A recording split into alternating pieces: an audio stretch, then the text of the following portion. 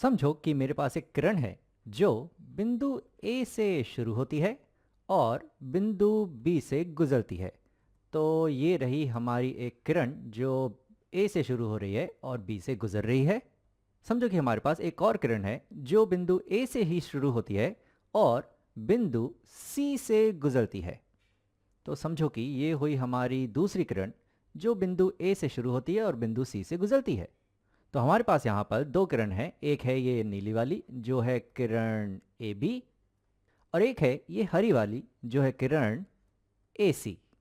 अब तुम देखो तो ये किरणों में ये जो शीर्ष ए है ये समान है और जब भी दो किरण एक शीर्ष से होती हुई गुजरती हैं या दो किरण के एक ही समान शीर्ष होता है तो बनता है यहाँ पर एक कोण। तो इस वीडियो में हम बात करने वाले हैं कोण की। तुम यहाँ देख सकते हो कि यहाँ पर ये जो कोण बन रहा है ये दो किरणों से बन रहा है जिनका एक समान शीर्ष है जो कि है ए। तो ए जो है वो दोनों ही किरणों का शीर्ष है और साथ ही साथ क्योंकि ये समान शीर्ष है तो यही शीर्ष हुआ हमारे कोण का भी। तो मैं कहूँगा कि जो ए है वो कोण का शीर्ष है। अब इस कोण को हम क्या नाम दें? तो कोण को हम दर्शाते हैं कुछ ऐसे चिन्ह से। अब बात यह है कि इसका नाम क्या दें हम। तो यहाँ पर हम कह सकते हैं कि ये है कोण ए, लेकिन सिर्फ इतना ही काफ़ी नहीं होता। तो ये मैं बाद में एक उदाहरण दे के बताता हूँ कि सिर्फ हम शीर्ष को नाम क्यों नहीं दे सकते कोण का, लेकिन फिलहाल के लिए मैं तुम्हें बताता हूँ कि कोण को हम नाम कैसे देते हैं। तो यहाँ पर कोण को हम नाम दे सकते हैं बी ए सी। तो ये होगा कोण बी ए सी। या फिर इस कोण को हम नाम दे सकते हैं कोण सी ए बी। तो इसे हम नाम दे सकते हैं कोण सी ए बी। यहां पर अगर तुम देखो तो जो कोण का शीर्ष है ए वो इन दोनों ही नामों में यहां पर बीच में आ रहा है। तो यहां पर ये जो कोण बन रहा है इसे हम नाम दे सकते हैं कोण बी ए सी या कोण सी ए बी। अब तुम सोचोगे कि इसे हम सिर्फ कोण ए क्यों नहीं नाम दे सकते सिर्फ इसके शीर्ष से। तो उसके लिए मैं एक उदाहरण लेता हूं यहां पर। तो यहां पर जो कोण बना है वो दो किरणों से बना है। बहुत स्थितियों में हमारे पास ऐसा भी हो सकता है कि दो रेखाखंडों से कोण बन रहा हो। जैसे कि समझो कि एक रेखाखंड है यहाँ पर, ये है रेखाखंड डी ई और एक दूसरा रेखाखंड है यहाँ पर। समझो कि एक दूसरा रेखाखंड है यहाँ पर ये वाला और ये रेखाखंड है यहाँ पर एफ जी। और ये दोनों रेखाखंड एक दूसरे को इस बिंदु पर प्रतिच्छेद कर रहे हैं। समझो कि इस बिंदु को हम नाम दे देते हैं बिंदु एच।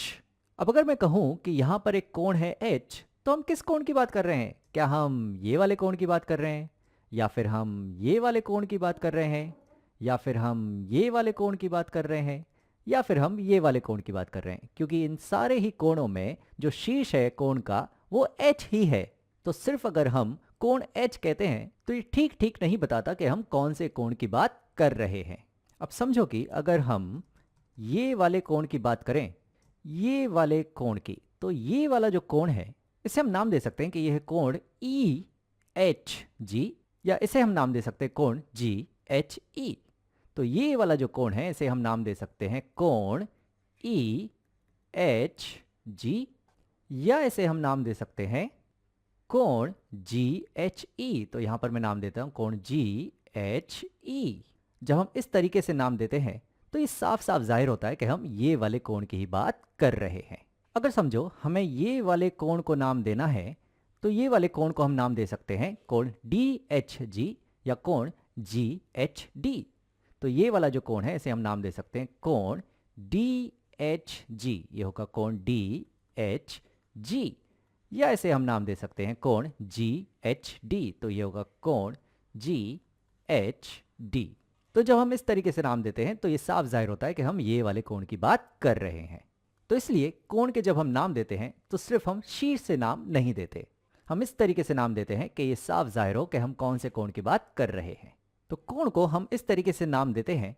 अब तुम सोच रहे होगे कि कोण को हम मापते किस तरीके से हैं। तो यहां पर मैं एक उदाहरण लेता हूं। समझो कि मैं यहां पर एक कोण बनाता हूं। तो यहां पर यह है कोण पी क्यू आर। तो मैं यहां लिखता हूं यह है कोण पी क्यू आर। और यहां पर मैं एक और कोण बनाता हूं। तो यहां पर यह है कोण एक्स वाई जेड। ये है कोण एक्स वाई जेड। तो मैं यहां लिखता हूं यह है कोण एक्स वाई जेड। अब तुम अगर इन दोनों कोणों की तुलना करो तो यहाँ पर तुम देख सकते हो कि जो ये वाला कोण है ये ज़्यादा खुला हुआ है। ये वाला कोण इस वाले कोण की तुलना में ज़्यादा खुला हुआ है। और ये वाला कोण अगर तुम देखोगे तो ये वाला कोण ज़्यादा बंद है। तो ये वाले कोण की तुलना में ये वाला कोण ज़्यादा बंद है। तो हम कह सकते हैं कि कोण एक्स वाई जेड का जो माप है वो कोण पी क्यू आर के माप से ज़्यादा है, या कोण पी क्यू आर का जो माप है वो कोण एक्स वाई जेड के माप से कम है। अब कोण के माप क्या होते हैं और इसे हम किस तरीके से लिखते हैं और इनकी इकाई क्या होती है ये हम जानेंगे अगले वीडियो में।